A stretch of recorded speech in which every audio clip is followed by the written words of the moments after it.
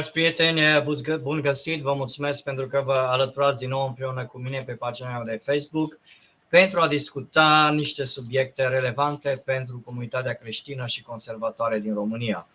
Astăzi îl am ca invitat pentru o discuție privind conservatorismul în Europa pe o persoană pe care o cunosc de mulți ani și care de fapt este cunoscută destul de bine și în România, și anume politicianul italian domnul Luca Volonte, căruia îi spunem bun venit pe pagina mea de Facebook la această discuție.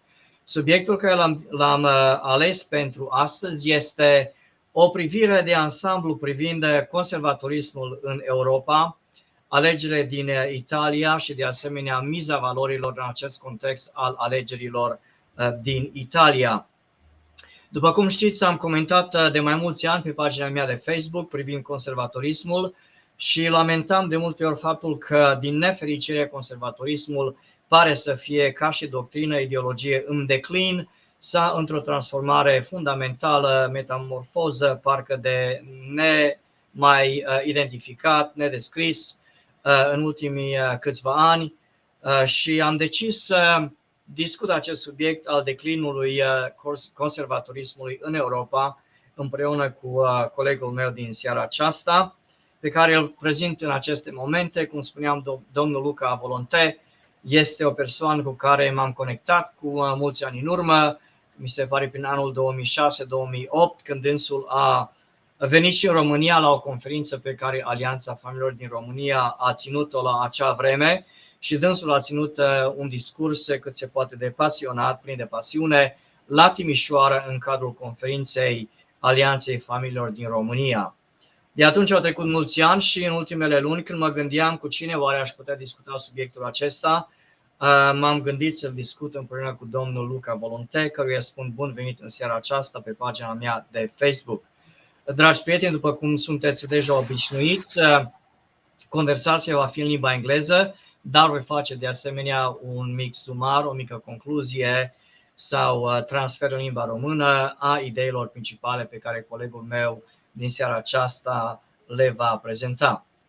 Deci voi începe și voi ruga pe domnul Luca să facă o mică prezentare privind dânsul, familia dânsului și cu ce se ocupă. Mr. Volonte, good evening to you in Italy. How are you today? I'm fine, thank you very much, dear friend. Yes, I was telling the public in Romania that you're not a stranger to Romanians because you have been to Romania a couple of times. And I think that we have met one another back in 2008 when you actually came to Romania, came to Timișoara, and you made a very passionate presentation about Christians and values and the importance of Christians getting involved in the public square with a Christian message.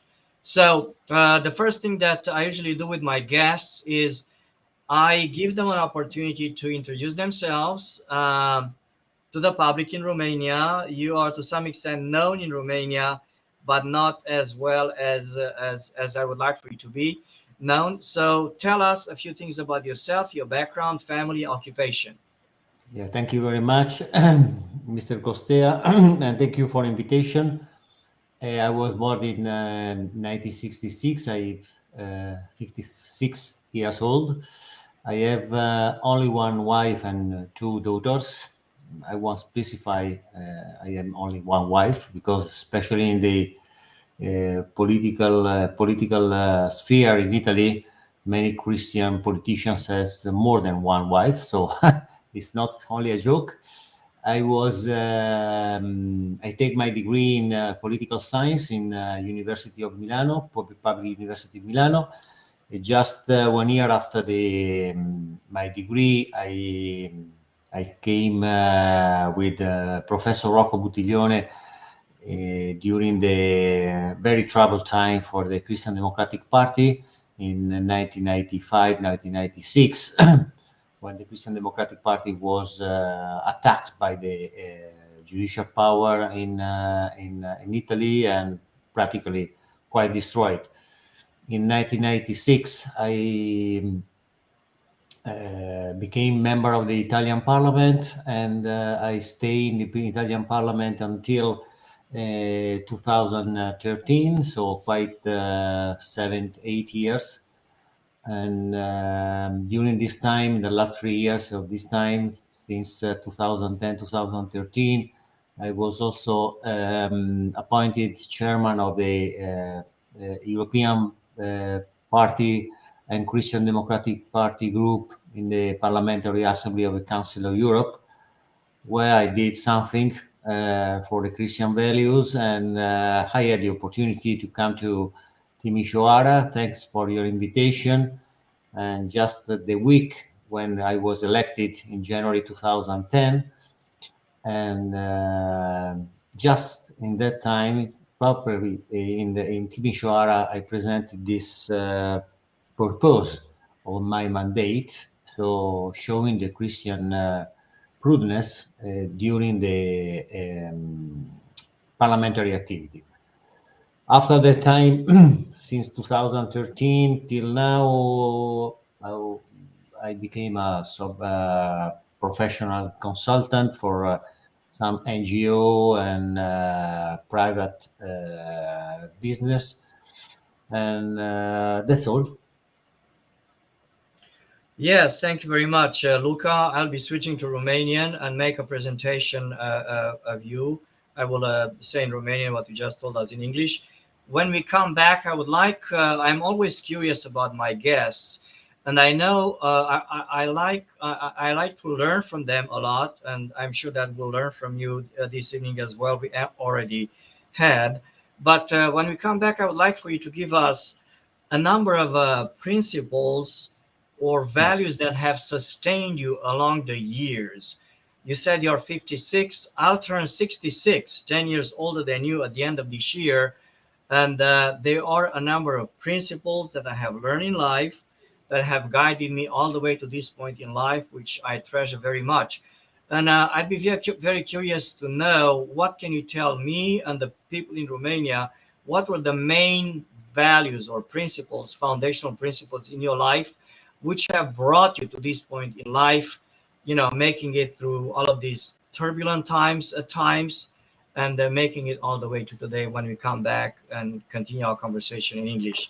Dragi prieteni, oaspetele nostru și-a făcut o mică prezentare. Ne-a spus că e căsătorit, e căsătorit de mulți ani, are o singură soție, în alte cuvinte nu a fost divorțat, are și un copil împreună cu soția dânsului, are 56 de ani, a obținut o diplomă universitară în științe politice, iar după ce a terminat științele politice s-a implicat în Partidul Creștin-Democrat din Italia. În anul 1996, din câte înțeleg eu, au avut loc ceva probleme din punct de vedere juridic, care pur și simplu, spune dânsul, au anihilat într-o oarecare măsură partidul acesta creștin-democrat din Italia. A fost membru în Parlamentul Italian între 1996 și 2013, iar în perioada anului 2010-2013 a fost de asemenea și președintele grupului EPP, Partidul Popular European, care era la vremea aceea, care de fapt și acum este în Parlamentul European. A fost de asemenea, a făcut parte din Consiliul Europei pentru o perioadă de timp începând din anul 2010. Când era la Timișoara, la conferința AFR din primăvara anului 2010 la Timișoara, la vremea aceea dânsul era în Consiliul Europei și și-a prezentat la Timișoara un fel de platformă pro-valori pe care dânsul o urmărea, o promova atât în Parlamentul Italian cât și în Consiliul Europei. Următoarea întrebare care o am pentru oaspetele nostru este să ne spună, l-am rugat să ne spună care au fost principiile fundamentale care i-au ghidat viața până la acest punct în viață, principiile, valorile fiind foarte importante, să înțelegem și noi modul în care valorile funcționează pentru a ne propulsa înainte în viață și a deveni oameni de succes. Luca, next question that I ask you in English. Please go ahead and tell us what motivates you and how you got to this point in life. So I think that the most important principle is to really live your faith in Christ during all the time of your life, especially when you are approaching or you are doing or you want to be involved in the political sphere.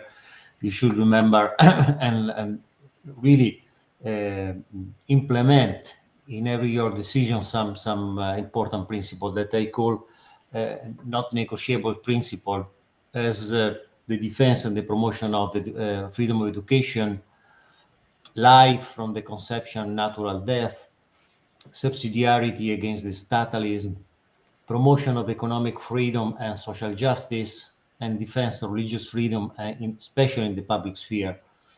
And join this Christian principle with some civil virtues very necessary for the political commitment, especially for Christians: competence, solidarity and responsibility, humility, courage, and determination. You should remember that sometimes you can challenge some troubles time and slanderous attack from anywhere. And in that time, I can suggest you what I did. Trust every time in the divine will of God, constant in your prayer, and remember an antique motto of the knights, that only standing on the knee allow you to stand up. I have not heard that expression until today, but I have already memorized it. In other words, if you want to stand up, you've got to stand on your knees. Yeah. Amazing Perfect. Phrase. And to whom do you attribute this phrase? So we think that it's coming from the beginning of the Templars Knights during around the beginning of the Crusade, when many of them were convinced to serve and fight for Christ, and many monks before the departure remember them that were very necessary.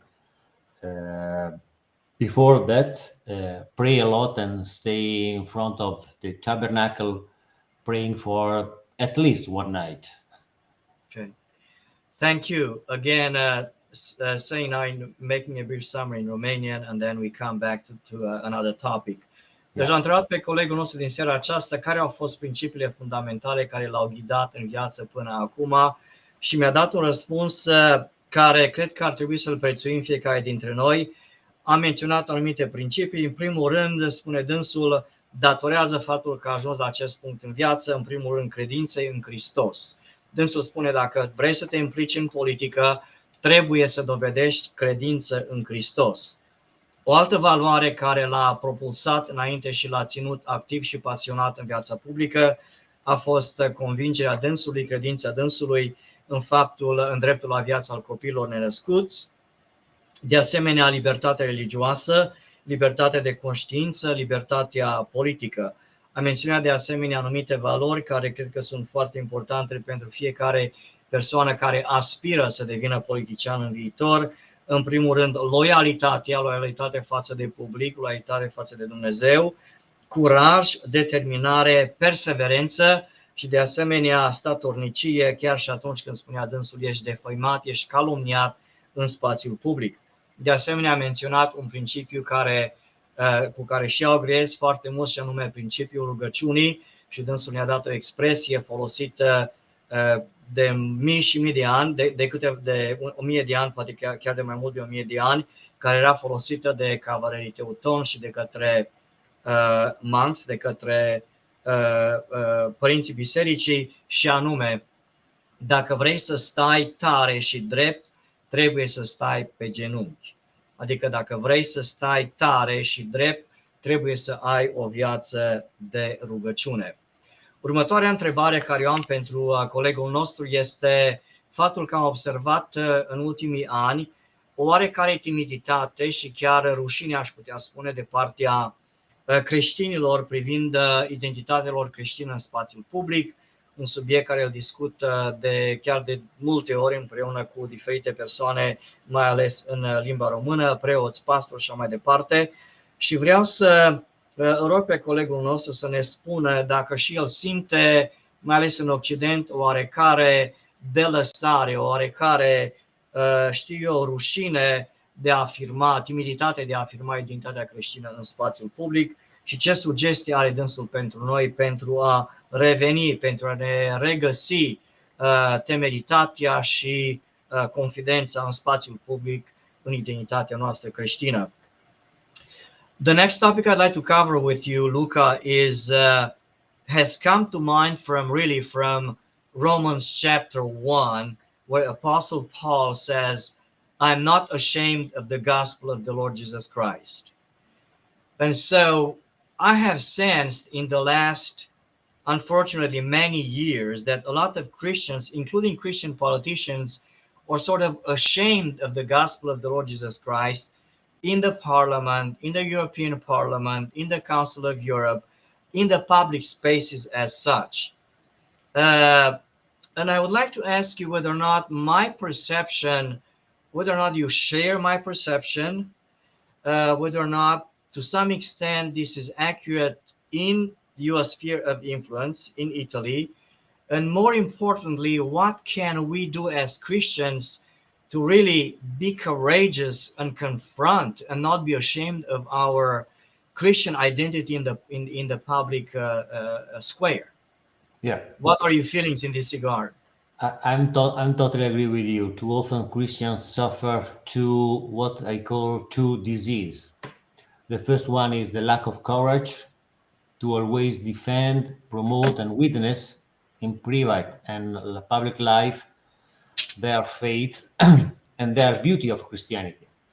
And the second disease is psychological supervenience to globalism and its new pagan doctrines, especially LGBT, politically correct, and environmentalism, two masquerades, according to my opinion, of the new Marxism ideology.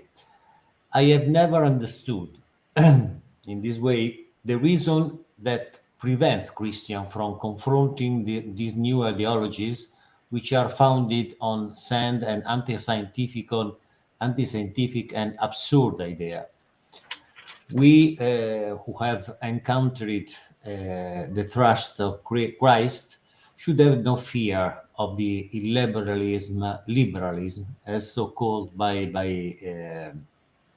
the Economist last year, of the left, and nowadays from the mass media.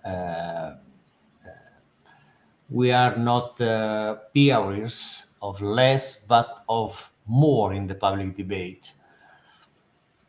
And yes, the word is hostile, aggressive, and discriminatory toward us Christian. However, we must aware of one thing. In the first century of Christianity, our brothers were burned or mauled by lions. Today, we can only suffer public censure or lies or loss of the job and freedom. All very serious things, all of which were already done during the Nazi and Soviet time and totalitarianism of the last century, and today by some oligarchs, some institutions who rule the world and Europe. But our pains today are nothing compared to the past. This is all the more reason to have the courage and to trust in divine providence that all time and in all circumstances. We could not be ashamed if we really trust and believe that Christ is the best, is the truth. And so should not feel ourselves a minority, a mental minority, or less progressive than the other counterparts or the other part in the public square. We can include in this debate some truth also under civil point of view that no other could propose or promote for the good, the common good in our society. Yeah, thank you, Luca. Deci dânsul ne spune că observația care am menționat-o eu este din nefericire o realitate și în Italia, unde și în Italia creștinii parcă sunt mai timizi în spațiul public, unora parcă le este rușine de Evanghelia lui Iisus Hristos, mai ales în aceste vremuri în care apar așa de multe filozofii pe mapamon care promovează antivalorile și învățături anticreștine. A menționat aici, de exemplu, neomarxismul, a menționat păgânismul, neopăgânismul, a menționat credința în mișcarea aceasta ecologică, modificarea climei și așa mai departe. Și dânsul spunea că aceste idei nu sunt doar numai absurde, sunt idei nebune, sunt idei care au apărut pentru că noi creștinii n-am vegheat în momentul în care ele încă erau în fașă pentru a ne proteja, pentru a ne pregăti privind asaltul acestor idei la adresa noastră. Dar dânsul spune, este într-adevăr foarte important pentru creștini să reapară în spațiul public, să se afirme cu ideile lor și ideologia lor creștină și valorile lor în spațiul public.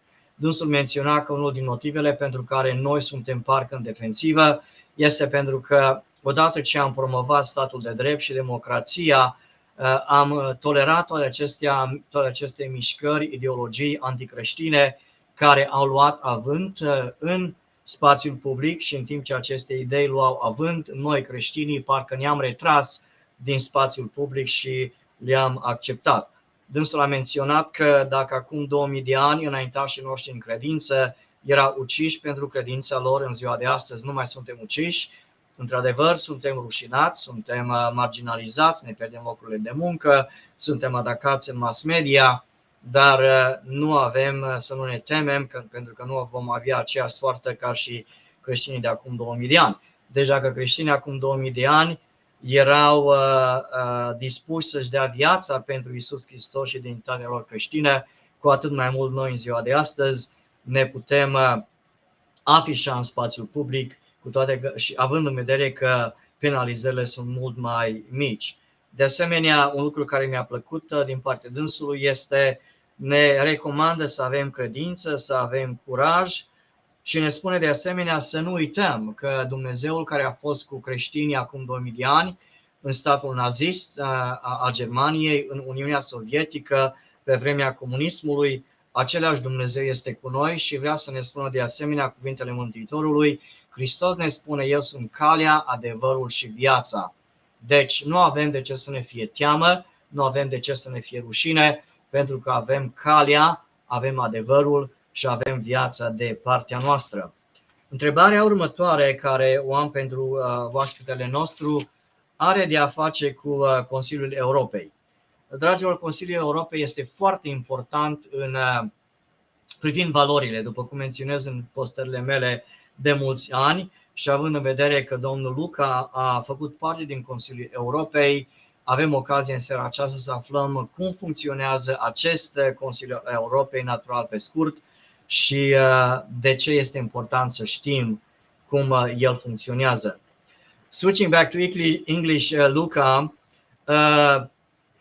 one thing that when I think about you, of course, I always equate Luca Volonte with the Council of Europe, because you have been a delegate of Italy for a number of years in the General Assembly of the Council of Europe. And you're an insider, you know how the system works. And I would like to cover 2 points with you. So for right now, what I would like for you to tell us is, tell us what the Council of Europe is. A lot of people confuse Council of Europe with the European Council, and maybe you can once and for all explain the difference, and then tell us why it's important for Christians to know about the Council of Europe, why it can be good for us or against us. And then the next question when we come back is going to deal with your years in the European Council, in the Council of Europe, I apologize, and some of the resolutions that were adopted during that time. So explain to us what the Council of Europe is. Council of Europe is an organism, international organization founded in 1946 by quite the same leader of the European countries, plus especially Winston Churchill, that was not part of the European Foundation, and promote this organization that step by step became has included a lot of countries, not only Europeans. Now they have included 46 European countries. That include also Turkey, some Caucasian countries.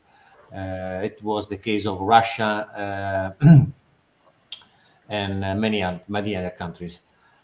This organization is composed by Committee of Ministers, 47 on this time, 46 ambassador of these 46 European and pan-European countries. That is the real powerful institution. There is also the European Court of Human Rights, composed by one judge selected and voted, selected by any one country and voted by the Parliamentary Assembly of the Council of Europe that composed this court.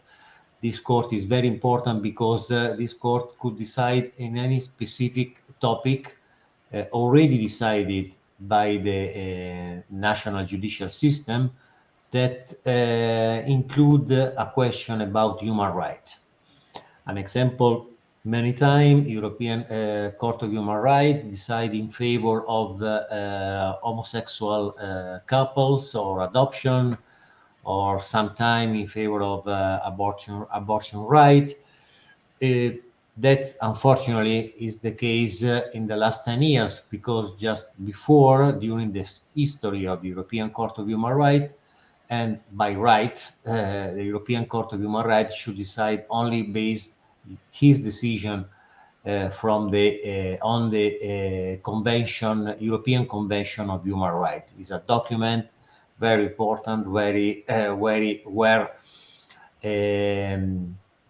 the founders of of the Council of Europe describe is quite similar to UN Declaration of Human Rights, describe what is human right and what is not human right. And third organ of the institution of the Council of Europe is the Parliamentary Assembly of Council of Europe. Is composed by representative elected by the 47 country members, and this parliamentary assembly has a lot of power, more of this power is for voting the judges. On other side, have the power to recommend through the Committee of Ministers to single state or more than one single state to do something according to the Convention of European Human Rights and resolution. The Council of Europe Parliamentary Assembly has a more social, moral suasion power that could be important because sometimes many judgment, many court in the European nation or in the European Court of Human Rights base their decision also on some resolution and recommendation of the Parliamentary Assembly. It's totally different with the European institution, as European composed by 27 members. The base is in Brussels. We have a commission, and any country elect and appoint one commissioner. The European Council is composed by the chairman and the head of state or the head of the government of our 27 member state of European Union, not Council of Europe, but European Union. They have different power and different purpose, defending human rights and rule of state, and Council of Europe, and defending or promoting the European Union interest and the national interest of the 27 member, the European institution. Luca, you are a walking encyclopedia. You know what I mean by that? You have so much information, and I'm taking notes, as you can see. As you speak, I take notes, copious notes, so I can jot down. It's sort of hard to keep up with you because you give so much information. I really appreciate that. So let me some of this information put in Romanian for our people tonight. Deci l-am întrebat pe dânsul să ne spună câteva cuvinte despre Consiliul Europei. Dânsul ne-a dat o mică istorie a Consiliului Europei și l-am rugat de asemenea să facă o diferență între Consiliul Europei și Consiliul European și o să explic diferența aceasta. Consiliul Europei, dragilor, este important să cunoaștem, mai ales noi creștinii, pentru că în Consiliul Europei sunt decise valorile. Soarta valorilor în Europa este decisă într-o mare măsură de Consiliul Europei.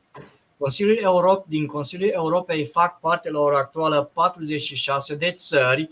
Sunt țările care au aderat la Convenția Europeană a Drepturilor Omului. Proiectul acesta a fost demarat în anii 40, după al doilea război mondial, pentru a restabili instituțiile democrate în Europa și statul de drept, și ca atare a fost elaborată această Convenție Europeană a Drepturilor Omului și România a aderat după Revoluție la acest document. Și la ora actuală, cum spuneam, sunt 46 de țări membre în Consiliul Europei și sunt 3 aspecte sau dimensiuni ale Consiliului Europei care dânsul le-a menționat. În primul rând este vorba de Consiliul sau Comitetul Ministrilor Consiliului Europei, din care face parte câte o persoană din fiecare țară care face parte din Consiliul Europei. În al doilea rând, e important să cunoaștem câte ceva despre Consiliul Europei, pentru că Consiliul Europei are această curte europeană a drepturilor omului despre care auzim aproape în fiecare zi în mass media din România. E important să cunoaștem câteva lucruri despre CEDO, pentru că fiecare țară care face parte din Consiliul Europei are dreptul să nominalizeze un judecător în Curtea Europeană. În această Curte Europeană, la ora actuală, se decid o mulțime de lucruri privind valorile și spunea interlocutorul meu din ziua de astăzi că, din nefericire, majoritatea cazurilor care sunt acceptate pentru a fi revizuite și după aceea decise. Sunt cazuri care au de a face cu avortul, cu minoritățile sexuale, sodomia. Este o organizație, spunea dânsul, cu inclinații pro-LGBT, pro-minorități sexuale și asta înseamnă, din nefericire, decizii care sunt împotriva noastră ale creștinilor. Natural, povestea este lungă, nu putem intra în toate detaliile necesare în seara aceasta. Spunea de asemenea că cei care au fondat Consiliul Europei sunt bărbați și femei după al doilea război mondial, credibili, care au reconstruit democrația europeană, printre altele menționa și pe Churchill. Iar al treilea aspect al Consiliului Europei este adunarea generală a Consiliului Europei, din care fac parte deputați din cele 46 de țări. Iar această adunare generală adoptă din când în când rezoluții care, din nou, influențează deciziile privind valorile atât la nivel național cât și la nivel de CEDO. Deci, de multe ori, dacă vedeți în România anumite manifestări sau cursuri speciale care sunt promovate în școli, în licee, universități, privind minoritățile sexuale, cum este la ora actuală în Iași, se datorează și faptului că această adunare generală a Consiliului Europei emite aceste decizii. Pe de altă parte, ce este Consiliul European? L-am rugat să ne spună, să facă diferențierea între cele două instituții. Consiliul European este un consiliu care reprezintă Uniunea Europeană și din care fac parte doar 27 de țări care sunt membre în Uniunea Europeană și în Consiliul European există, fiecare țară poate desemna câte un comisar și acești 27 de comisari decid ceea ce ei cred că este mai bine pentru Consiliul European. Întrebarea următoare care am pentru oaspetele meu este această situație nefavorabilă pentru conservatori în spațiul european și anume declinul conservatorismului în Europa și îl voi ruga să ne spună care sunt factorii principali care au dus și duc la declinul conservatorismului în Europa. So going back to you, Luca, the next topic that I would like to address is let's talk about conservatism. You and I are on the same page ideologically with respect to our faith in the Lord Jesus Christ, pro-life, and so on and so forth. And you also mentioned that you were for a while a member of the Christian Democratic Union Party in Italy. And we'll talk about that subject separately at some point later on this evening. But before we get there, I would like to make the following comment, and let me know if you agree with me. If you don't, that's fine. But I have noticed in the last maybe 20 years, 30 years, especially in Europe, a decline in conservative thought, a decline in a commitment to the conservative ideology among Europe's politicians, and even among Europe's politicians that claim to be conservative, whether it be the Great Britain, Italy, Germany, Scandinavia especially. And so the public in Romania would like to know, number one, do you perceive a similar decline in conservative thought and actions in Europe? And if so, what are the main factors that brought us to this point? Yeah, I'm quite agree with you. There is a decline, but I prefer to call it a sort of evolution of conservative movement and thought in the Western society, not only in Europe. Starting from Europe, I agree with you when you talk the differences between the conservative, so-called conservatives movement or center-rights coalition of party in the Baltic state or Scandinavian states.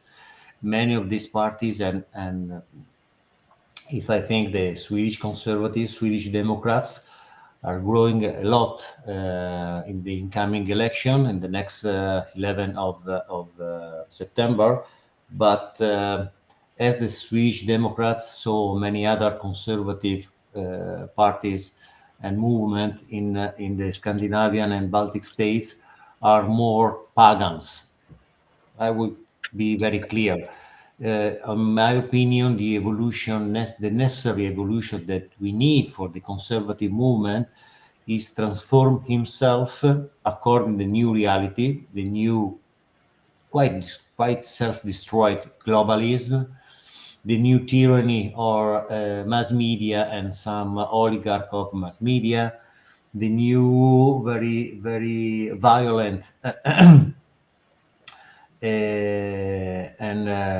homologative new doctrines, Western doctrines.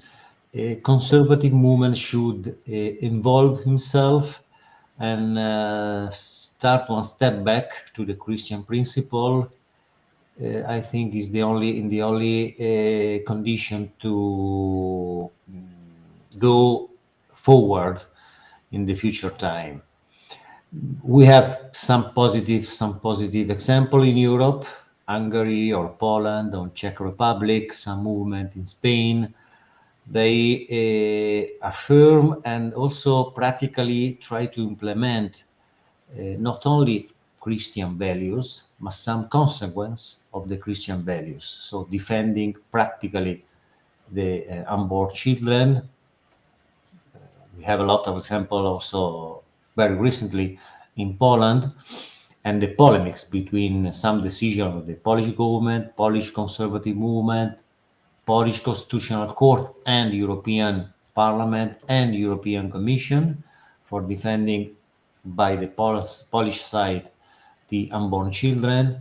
We have some polemics and also proof that Hungary government is implementing practically the freedom of education, the respect of Christian values, and the family and parents' right, and also the natural family and promoting quite good family policy. And so we have some positive example. We have also many example, as you put. Some example of the conservative movement in UK, some very timid pro-life and pro-family and pro-freedom of education example in the conservative movement or the Republican movement and party in USA. So we have some good and some wrong, but generally speaking, yes, there is a quite sensible decline in the conservative movement, but I prefer to watch this evolution as a great opportunity for the conservative movement, especially for the Christian part of the conservative movement, to reaffirm the original principle of European and American founders, and reevaluate this Christian principle, not itself, but the application of the Christian principle according to the new reality, the new future reality that we are in front of us. As the poet Christian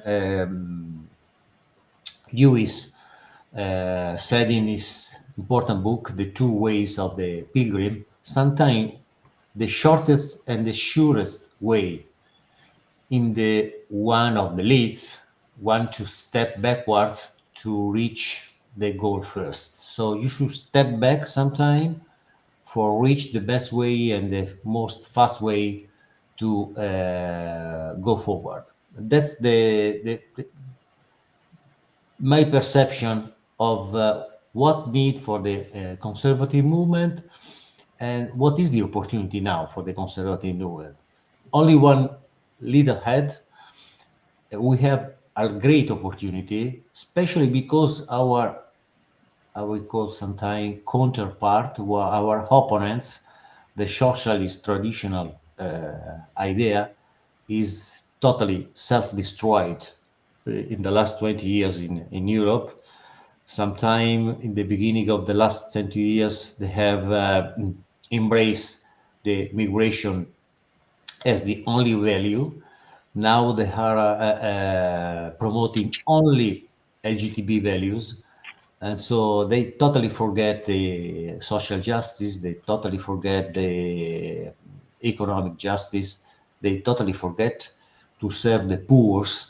And we know the statistical data in Europe are showing to us that the poor are the family that are accepting and having baby.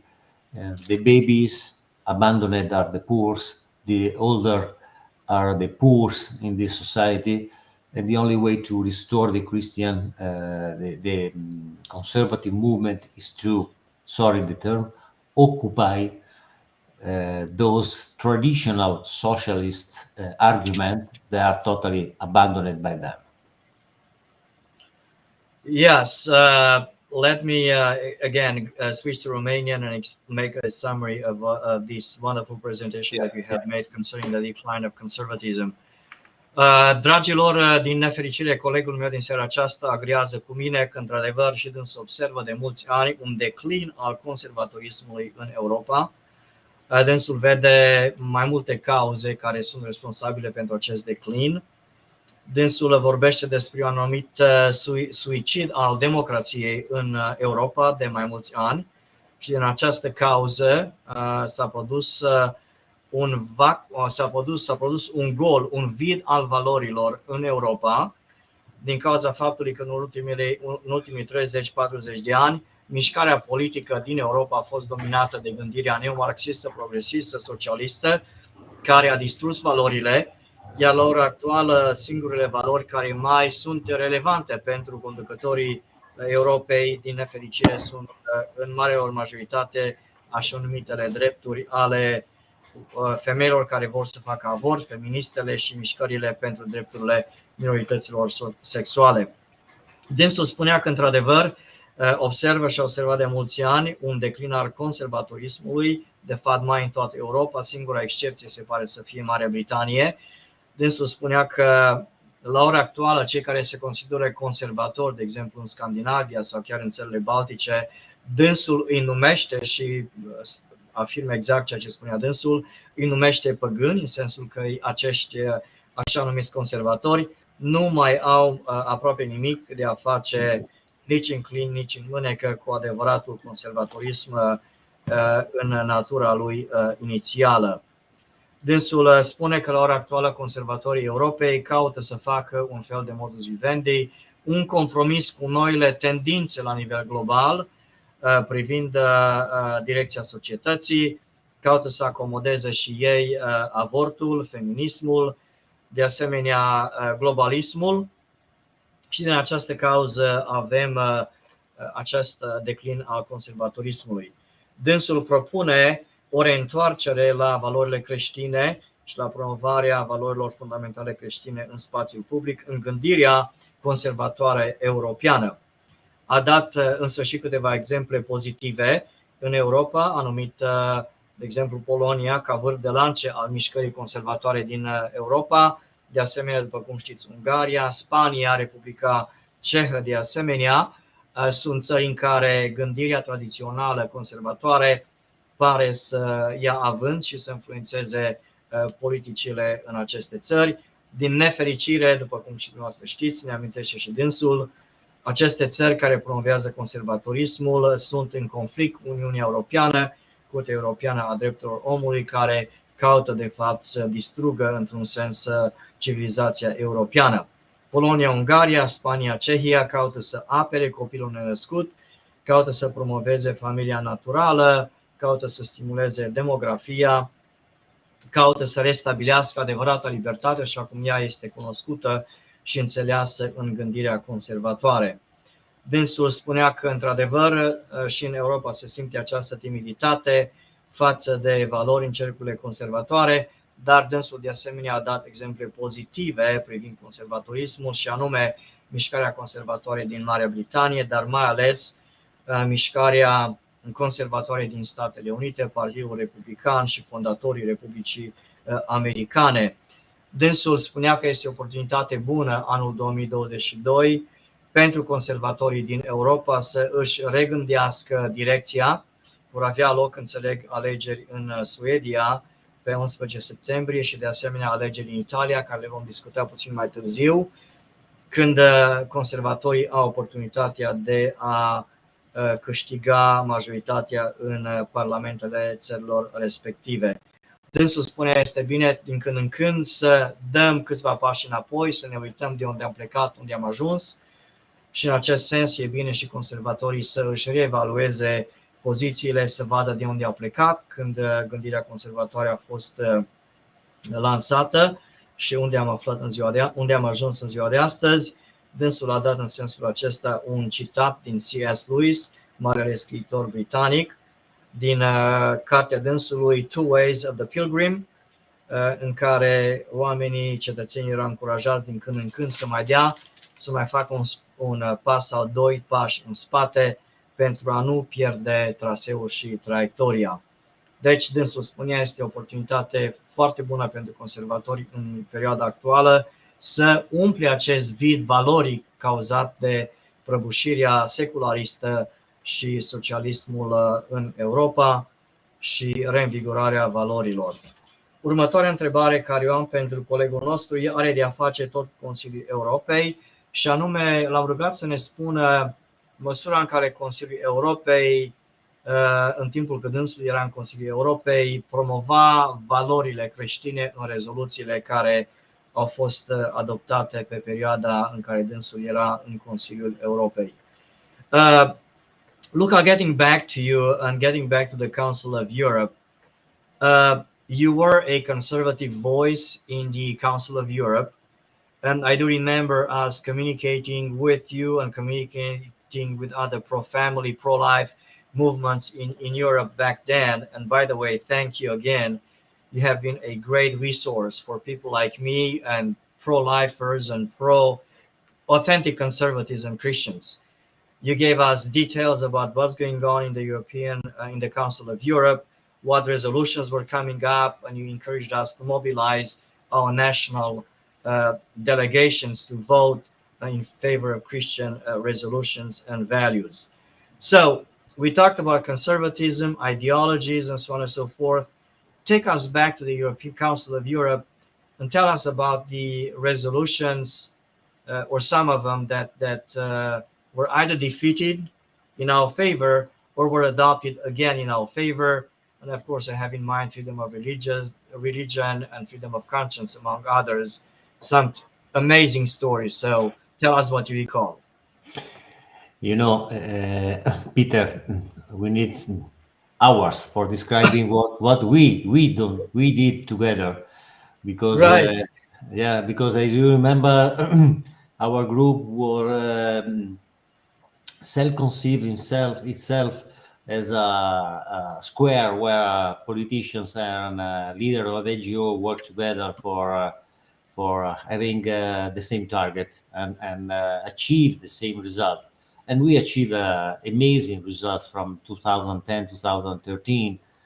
I can think that we really were a revolutionary movement or political and social movement inside the Council of Europe. And also we changed something in Europe in that period of time. Surely in the Parliamentary Assembly, the recipe was very simple and based on the principle of courage and consistency and friendship among us. I think three characteristics were especially important firstly for myself and also for all the members of my group, and the friendship between many other members of different groups.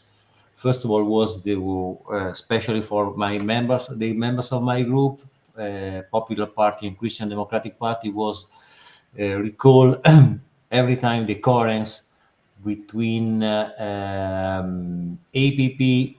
group and the coherence, sorry for repeating, the program and the statute of the APP family party, where the Christian principles are present and are the root of this party.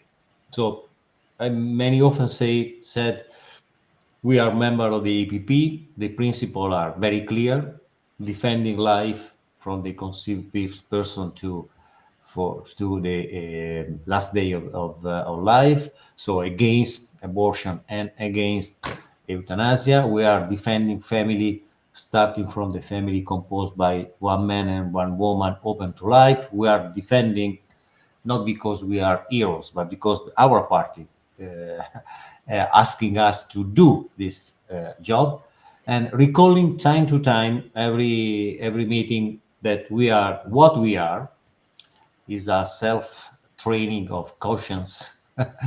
That was very positive. Second, was very important to try to create a sort of friendship between or a friendly atmosphere among the members of my group, and also try to work together, not only having considering myself the best promoter of some idea, but also discussing very openly with among the member of the party. And third, for me especially, and for few of my party member from different countries, from Moldova, Italy, but also Austria and Ireland and many other countries, we were taking some time every day for praying and thanksgiving to God. And that was also very important and very crucial, and especially, but not only before the major parliamentary challenges, we find a way to ask God to work with us and help us if it was in His will during the battles. Indeed, Luca, amazing years. And, when of course, I don't have the knowledge that you have about the Council of Europe, but when I look back now to that period of time, 2010, 2013 or so, it was like the heyday of the conservative resurgence in Europe, in the Council of Europe, and you spearheaded along with others that revival of conservative values. When we come back, I would like, if you don't mind, to name maybe some of the Romanian and Moldovan deputies, if you remember, because we like to honor them on my Facebook page as well, because they also fought along with you, and I think that they deserve to be named in our conversation when I come back. Dragilor, oaspetele meu este deosebit de modest, dar spunea, de fapt, într-un fel de glumă, că perioada anilor 2010-2013, el și cu mine am putea discuta ore întregi modul în care noi, eu și cu el și cu alte grupuri din Europa, am purtat niște bătălii extraordinare pentru valori în Consiliul Europei, pentru că am avut oameni ca și dânsul care au promovat interesele noastre în Consiliul Europei. Aș putea spune că perioada din 2010-2013, când dânsul era în Consiliul Europei, a fost probabil o perioadă a revitalizării gândirii conservatoare în Europa, în Consiliul Europei. Și mi-a dat 3 situații specifice în care au reușit să adoptă rezoluții pro-viață, pro-familie, pro-libertate religioasă și de asemenea să contracareze anumite încercări de a promova rezoluții împotriva creștinilor și valorilor creștine. Mi-a spus că au avut nevoie de mult curaj și au fost 3 aspecte fundamentale pe care și le amintește din perioada aceea de timp. În primul rând, faptul că a mobilizat și a reușit să revitalizeze grupul parlamentar EPP, adică European People's Party, Partidul Popular din Europa, care la vremea aceea într-adevăr promova valori conservatoare. Din nefericire, astăzi EPP, Partidul Popular European, nu mai promovează valorile creștine așa cum făcea acum 10-15 ani și s-au poziționat foarte clar în fiecare dezbatere împotriva eutanaziei, a avortului, împotriva atacurilor din partea minorităților sexuale. În al doilea rând, își amintește din anii aceia că a reușit să creeze o relație de prietenie între grupurile conservatoare din cele 46 de state care formau Consiliul Europei la acea vreme. Și în al treilea rând își amintește, și mă bucur că am menționat lucrul acesta, că în perioada aceea de timp, împreună cu colegi deputați din Moldova, Italia, Irlanda și poate alte țări pe care nu le-am notat în notițele mele, se rugau periodic, uneori chiar zilnic se rugau în Consiliul Europei pentru ca Dumnezeu să le dea putere și călăuză, dexteritate și strategie pentru a opri rezoluțiile anticreștine și a promova rezoluții pro-creștine. L-am rugat pe colegul meu să ne spună, să menționeze câteva nume de deputați români și din Moldova care în perioada anului 2010-2013 împreună cu dânsul au luptat pentru valori în Consiliul Europei și dânsul o să ne spună aceste persoane. Luca, getting back to you, what do you recall from those years some of the Romanian and Moldovan delegates? So surely Senator Viorel Badea, that was very active in that time. I hope that he still is working politically in the parliament and defending the same values, Christian value that we defended together.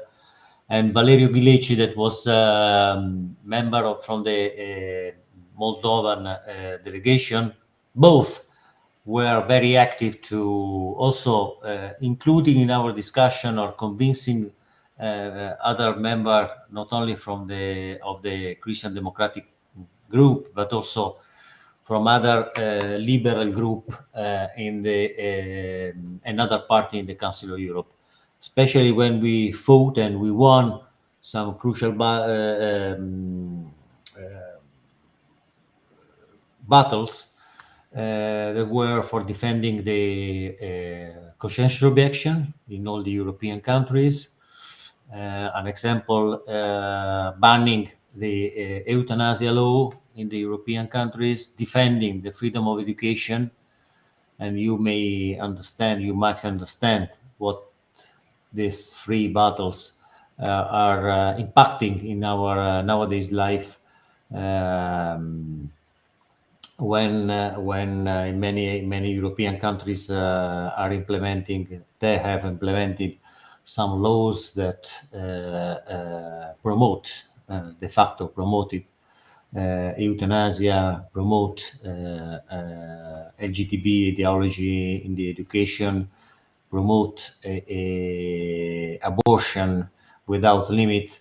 So we were who at that time were stopping that evil in Europe, and we had some success, and that was very positive also because many of these members of the Romanian and Moldovan delegation, I remember back, Viorel Badea and Valeriu Ghileci were very, very active during that discussion, and especially they are very active to involve and to enlarge our consensus inside the Parliamentary Assembly. But that was very, very important. Thank you, Luca, for your kind words. Dânsul a menționat doi români care împreună cu dânsul au purtat aceste bătălii extraordinare pentru a întoarce, dacă aveți, armele celor nelegiuiți, păgânilor, împotriva lor, privind dreptul la libertate de conștiință. A fost o mare bătălie privind o rezoluție care scandinavii și cei din Danemarca au încercat să o adopte în Consiliul Europei, care să nu mai permită medicilor să pretindă libertate de conștiință și ca atare să nu mai presteze servicii de avort. Dar acea rezoluție, ca urmare a bătăliei pe care a purtat-o Luca Volonte împreună cu alți deputați, au adoptat o rezoluție chiar contrară care a decretat existența unui drept la libertate de conștiință, inclusiv dreptul de a refuza să facă servicii de avort. Am menționat doi deputați români, unul de fapt îi cunosc pe amândoi, am avut onoarea să cunosc pe amândoi, pe domnul Viorel Badea, care la vremea aceea mi se pare făcea parte din PD, și de asemenea domnul Valeriu Ghileci, care la vremea aceea era deputatul Republicii Moldova în Consiliul Europei, împreună cu alți deputați din Irlanda, Italia au reușit să poarte aceste bătălii. Următoarea întrebare care vreau să o pun colegului meu are de a face cu democrația creștină. După cum știți, ARN, Alianța Renaștere Națională, este un partid creștin-democrat și vreau să rog pe colegul meu să ne spună câteva cuvinte despre ce înseamnă ideologia fundamentală a unui partid conservator creștin-democrat și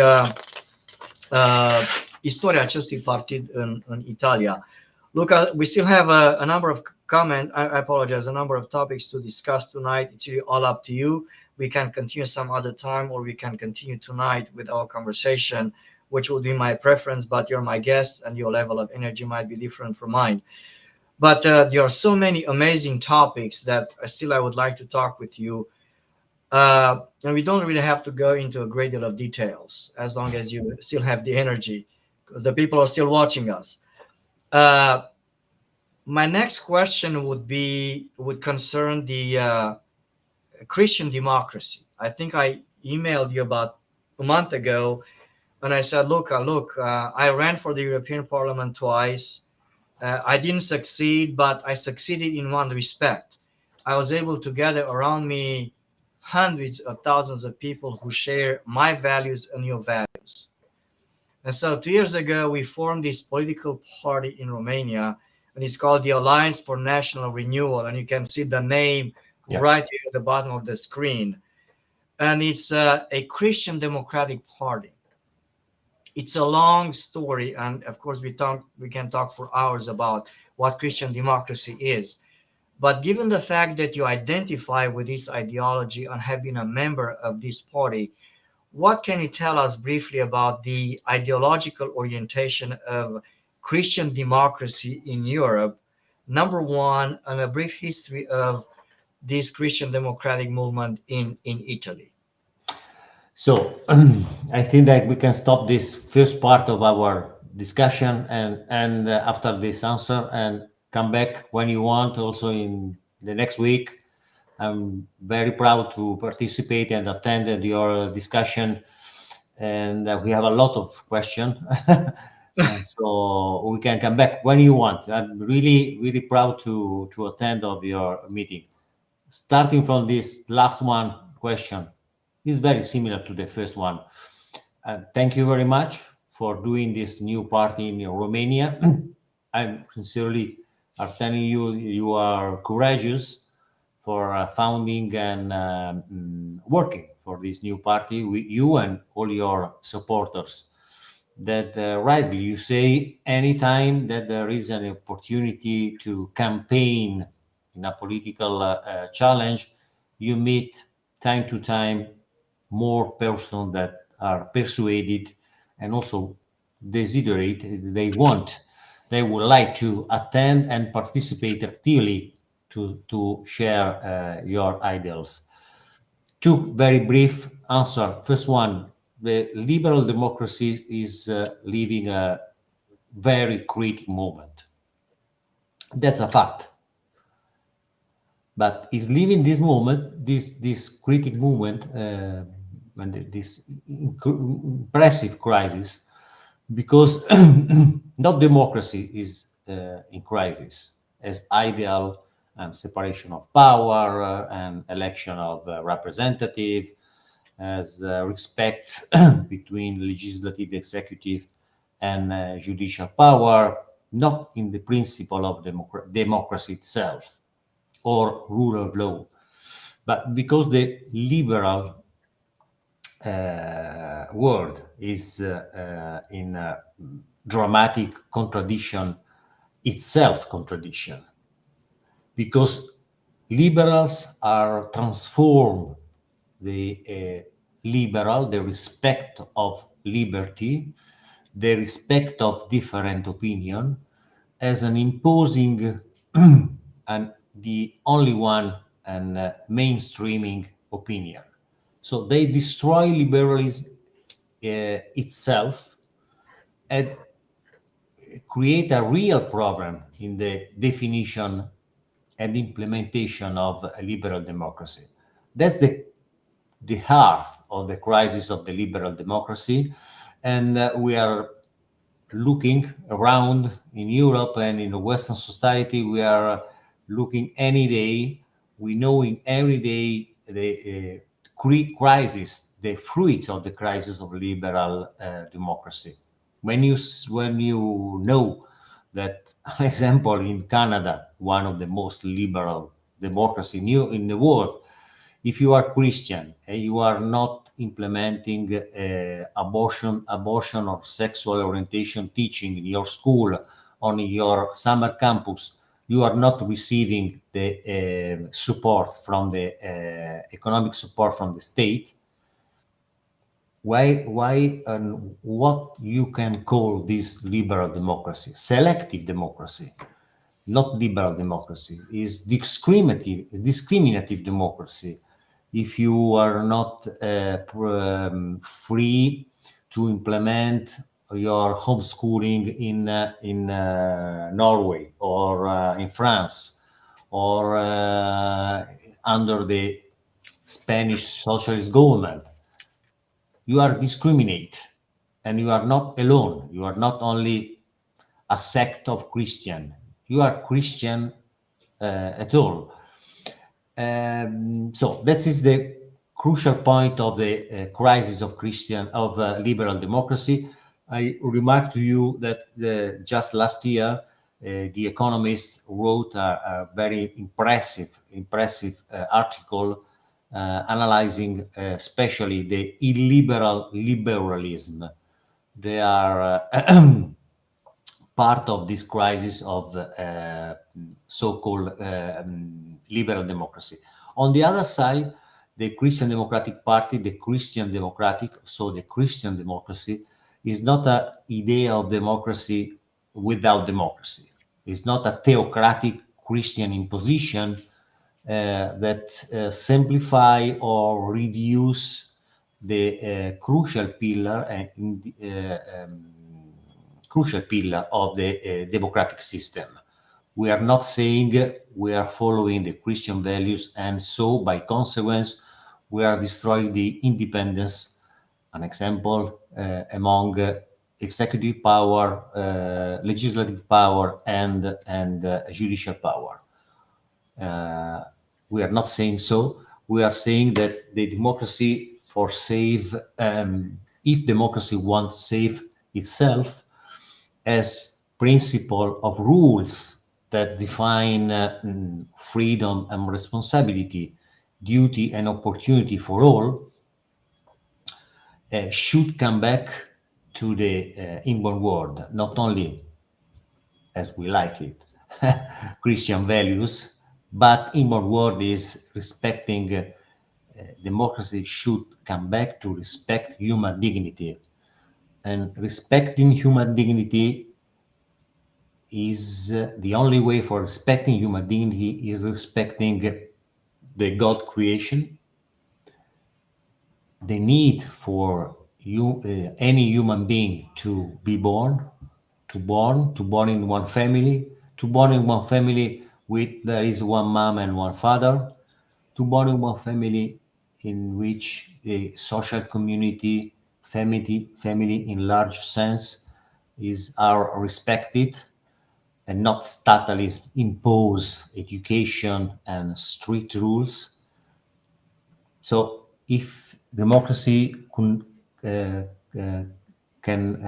come not back to the inward world, human dignity, democracy will crash itself, and that is one of the consequences, the wrong consequences that we are observing daily everywhere.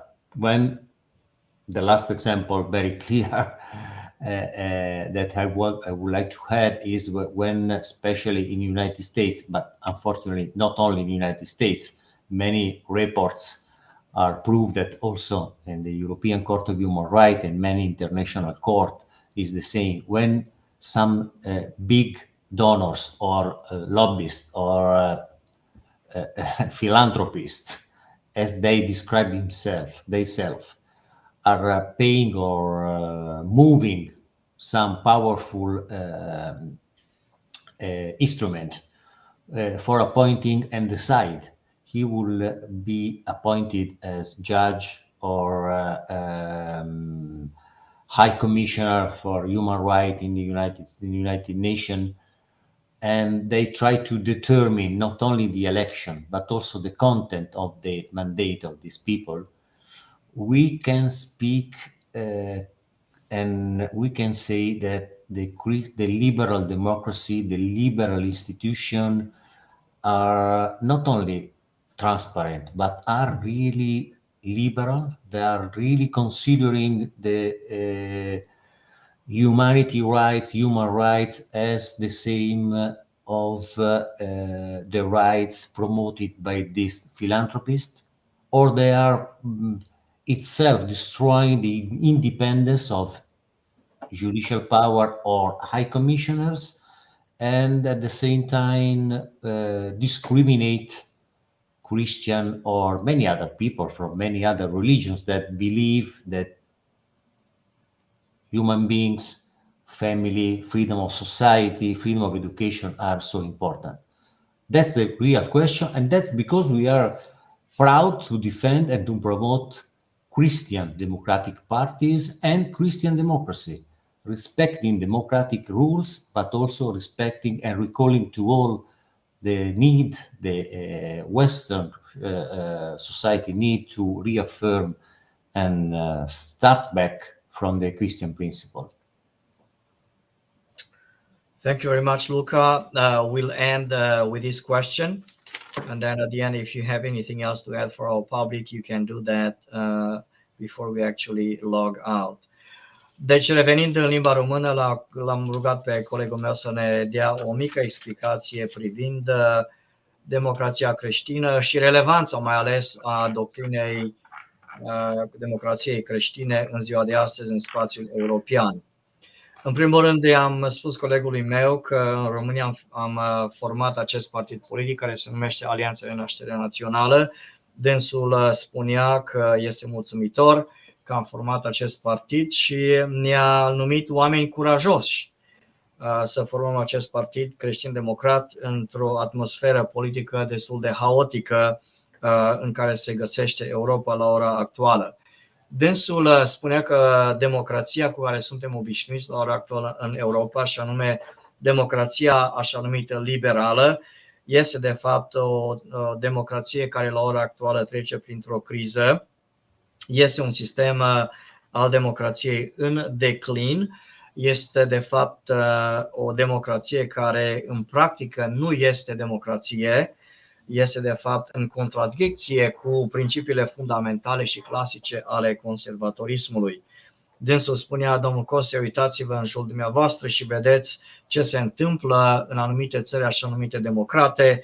Dânsul ne-a dat exemplul Canadei, din nefericire, și al Italiei și altor țări scandinave. Spunea, de exemplu, în Canada, domnul Coste, uitați-vă în Canada unde s-a ajuns la momentul în care grupurile creștine, fie că este vorba de biserici, fie că este vorba de terapei, fie că este terapeuți, fie că este vorba de alte persoane care de bună credință cred în Sfintele Scripturi și în valorile creștine, sunt marginalizați de către stat. De exemplu, creștinii, mișcările creștine care promovează o înțelegere naturală, clasică creștină a familiei, a căsătoriei între bărbat și femeie sau a sexualității naturale, biologice, nu primesc asistență financiară din partea statului canadian în momentul în care ei vor să formeze, să facă conferințe și așa mai departe. Un alt exemplu pe care dânsul ne l-a dat privea educația, libertatea educației și educația la domiciliu. Am menționat de asemenea că cei care sunt interesați pot să citească un articol publicat recent în publicația britanică The Economist privind declinul liberalism democrației liberale. Deci, de cealaltă parte a baricadei, a dezbaterii ideologice la ora actuală, se găsește democrația creștină pe care noi o promovăm, care este fondată pe înțelesul clasic al conservatorismului și al democrației care caută și este fondată pe principiile creștine. Dânsul spunea că sunt anumite aspecte definitorii ale democrației creștine. În primul rând e vorba de egalitate, egalitatea tuturor cetățenilor în fața legii. În al doilea rând este vorba despre demnitate umană, fiecare persoană născută ori nenăscută, bolnavă ori sănătoasă, bogată sau săracă, este intitulată la același nivel și grad de demnitate în societate și respect din partea societății și a legii. De asemenea, spunea dânsul, democrația creștină pune accent pe respect față de Dumnezeu ca și creator, față de familia naturală între un bărbat și femeie, față de ordinea publică și alte valori fundamentale tradiționale. Mi-a plăcut de asemenea că oaspetele meu a punctat foarte bine, natural că vorbește de democrația creștină, unii au în minte și ne acuză de teocrație, dânsul spunea democrația creștină nu înseamnă teocrație, cele două concepte, idei nu sunt sinonime. Am menționat de asemenea că în democrația liberală sau iliberală, așa cum este practicată ea la ora actuală, din nefericire banul are o influență prea mare, o influență care nu ar trebui să o aibă într-un stat de drept, într-o democrație autentică. De exemplu, acestor grupuri de lobbyiști, persoane care fac lobby, care sunt bogate și influențează politica prin banii lor, ajung judecători, ajung în funcții publice și în loc de a duce politici spre binele comun al cetățenilor, inclusiv al creștinilor, ei duc o politică care este influențată de interesele lor economice, ceea ce este în întregime incompatibil cu valorile fundamentale creștine. Dragilor, l-am invitat pe colegul meu, vom încheia conversația de acum seara aici, dânsul dorește să ne revedem într-o săptămână, două, pentru a discuta următoarele subiecte. Într-adevăr, vin alegerile din Italia în aproximativ o lună de zile și aș dori să continui discuția mea cu dânsul privind alegerile din Italia și perspectiva conservatorilor din Italia să câștige majoritatea în Parlament cu altă ocazie. L-am rugat să ne spună câteva cuvinte finale și după aceea vom încheia. Yes, Luca, I would like to continue our conversation at some other time, and I will be in touch by email, maybe by phone. Next weekend, I should be in Spain. Next weekend is a extended holiday in the United States, Labor Day. It's our May Day in the United States. We celebrate labor. But I'll be traveling to Spain to mobilize the Romanian community in Spain around the Christian values. And finally, we are able to get some comments. We had some technical issues, which I will report to you later on. Unfortunately, hopefully next time we'll be able to fix the technical issues. Lots of comments to you. People are saying, very good subject for tonight. Be blessed. People are praying for you and blessings of God on you. And when we reconvene so I was talking about Spain. I cannot do it next week, maybe in 2 weeks, but I will be in touch with you because definitely I'd like to have a conversation with you about the elections that are coming up in Italy. And if you can do any good, I'd like to influence the Romanians in Italy to vote the right way. But we'll talk about that in private because I need to get your input. Thank you very much. So we stay in touch. We will meet probably on next 2 weeks. Yeah, hopefully in 2 weeks. I will communicate you by email, by phone. And in the meanwhile, may the Lord of glory bless you. Dumnezeul slavei să te binecuvinteze. And enjoy the weekend with your family. And we'll be in touch by email or by phone. Thank you very much. Thank you very much. Pray for me as I pray for you. Thank you. Ciao. Ciao, ciao. Grazie, Peter. Buonanotte. Grazie, ciao. Dragilor, important în seara aceasta. Sperăm să ne reauzim cu dânsul în aproximativ 2 săptămâni. O să revin cu detalii. La revedere. Noapte bună.